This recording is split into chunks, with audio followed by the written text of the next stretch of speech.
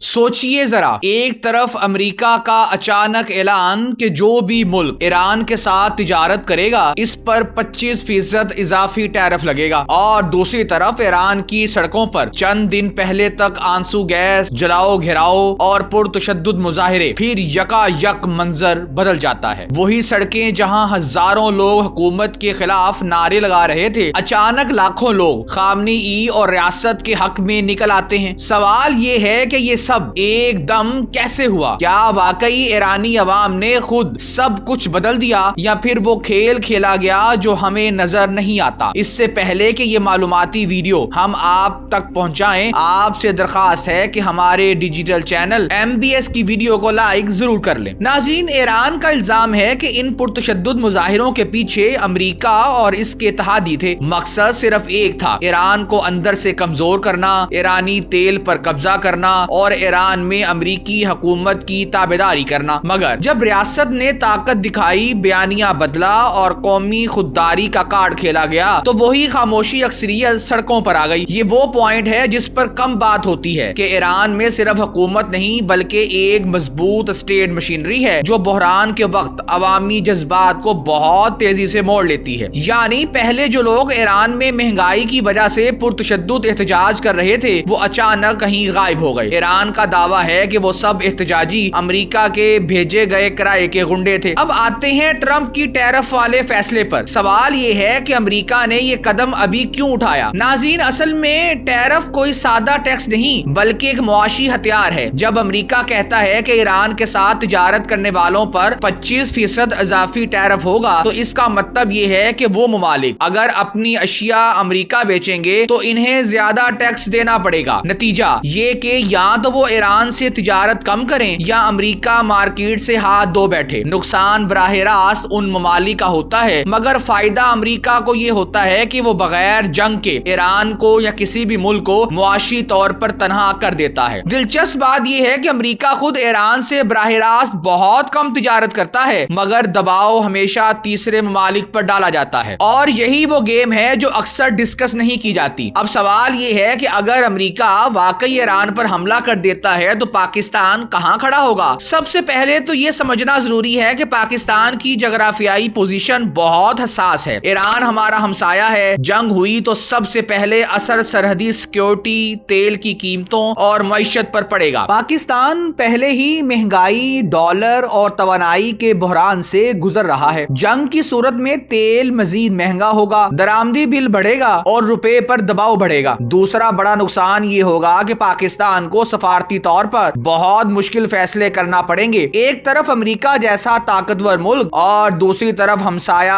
Iran. Pakistan खुलकर किसी एक फरीक का साथ नहीं दे सकता, और यही वो पोजीशन है जहां अक्सर ममालिक खामोश रहते हैं मगर अंदरूनी तौर पर नुकसान उठाते हैं। एक और पॉइंट नाजरीन ये है कि अगर जंग भड़की तो सरमायाकारी, सी पैक और तिजारती रास्ते भी मुतासिर होंगे। यानी जंग सिर्फ बम्बों से नहीं लड़ी जाती, ये मईशतों को खामोशी से तबाह करती है। अब सवाल ये है कि ईरान में अमन वाकई आ गया है या ये सिर्फ एक वक्फा है? हकीकत ये है कि ईरान ने फिलहाल सूरत हाल कंट्रोल कर ली है, मगर दबाव खत्म नहीं हुआ। अमेरिका का टैरिफ फैसला इसी दबाव की एक शक्ल है, जिसका मकसद ये पैगाम देना है कि या तो ईरान अपने रवैये बदले या फिर मुआशी तौर पर मजीद तन्हाई के लिए तैयार रहे। और आखिरी सवाल, क्या ये सब किसी बड़ी जंग की तैयारी है या महज नफसियाती जंग? तारीख हमें बताती है कि अमेरिका अक्सर पहले मुआशी हमला करता है, फिर सफारती और आखिर में फौजी ऑपरेशन को मेज पर रखता है, मगर हर बार जंग नहीं होती। कभी कभी सिर्फ धमकी ही काफी होती है। असल खेल ये है कि कौन ज्यादा देर तक दबाव बर्दाश्त कर सकता है, ईरान या वो ममालिक जो इसके साथ खड़े हैं। और इस पूरी कहानी में पाकिस्तान जैसे ममालिक के लिए सबसे बड़ा चैलेंज यही है कि वो जंग का हिस्सा बने बगैर इसके असरात से कैसे बचे, क्योंकि बाज़-औक़ात जंग सरहद पार नहीं आती मगर इसके जख्म हर घर तक पहुंच जाते हैं। नाजरीन, मगर इस सब में चीन का किरदार बहुत अहम होगा, क्योंकि चीन हुक्म का एक इक्का है जो किसी वक्त भी बाजी पलट सकता है। अब देखना यह है कि क्या चीन अमेरिका को कोई सबक सिखा पाएगा या अमेरिका ईरान से भी अपने तमाम मुतालबात मनवा लेगा। हमें कमेंट सेक्शन में लिख कर बताइए। और हाँ, आपसे दरखास्त है कि हमारे डिजिटल चैनल MBS तज्जिया की वीडियो को लाइक और शेयर जरूर कीजिए।